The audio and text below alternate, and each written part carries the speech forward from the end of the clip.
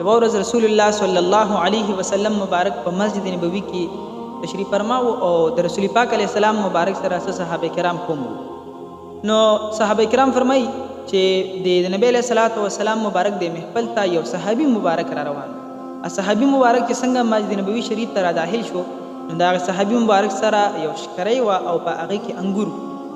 نو هغه د انګورو نه ډک رسول الله صلی الله علیه وسلم مبارک د محفل ته په منډه منډه باندې را روان او ډیر په خوشحالۍ سره په تیزۍ سره د نبی پاک علیه السلام مبارک مخې ته کېناستلو او نبی علیه السلام مبارک ته د انګور ورکړل چې قربان دا ما تاسو دپاره راوړلي نو صحابه کرام فرمایي چې د رسول پاک علیه السلام مبارک په معمول مبارک دا و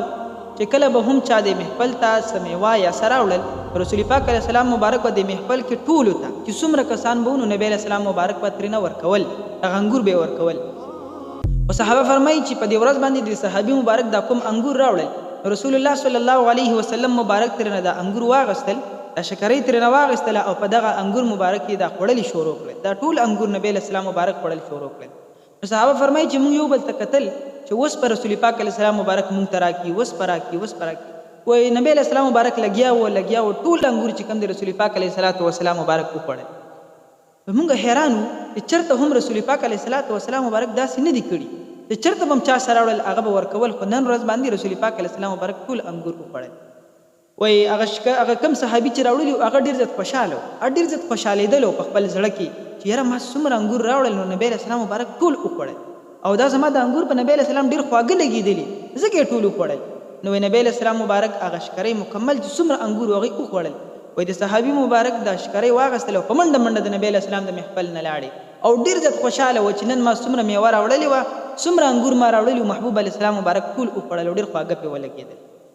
صحابه فرمایي چې کله دا صحابي د دې محفل نه لاړلې نو موږ د رسول پاک علیه السلام مبارک ته عرض وکړو چې قربان یا رسول الله صلی الله علیه وسلم تاسو خو چېرته هم داسې کار نه دی کړی تاسو محفل ته چې چا څومره راوړلي دي تاسو چې څومره کسان مخې ته ناست هغوی ته ورکوئ نن تاسو داسې کار ونه کړو رسول علیه السلام مبارک راته وفرمیل چې ای زما صحابه کرام دا کوم صحابي چې ما ته دا کوم انګور راوړل دا ډېر زیات چې ما وکتل دا ډېر په محبت او په شوق سره زما د محفل ته را روان و رامنډې وهلې ډېر په شوق باندې زما محفل ته را روان و او ډېر په محبت سره دا انګور راوړل نو چې هغه څنګه ما ته دا انګور کېښودل او ما د دې انګورو نه یو انګور وڅکلو نو دا ډېر زیات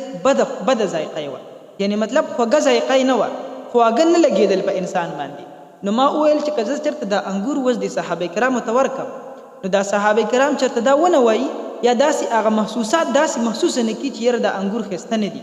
دا صحابي مبارک به خفه شي دا به وایي چې ما دومره په شوق او محبت سره راوړل نبی علیه السلام مبارک ته وفرمایي چې ای زما صحابه کرامو دغه ټول انګور ما په خپله باندې وخوړل ما ټول وخوړل د دې دپاره چې دا صحابي مبارک په ذهن کې دا رانشي چې یاره دا څومره د انګور چې ما راوړلي د دې بده ذایقه وه او دا صحابي مبارک خوشحاله شي اوس ګورئ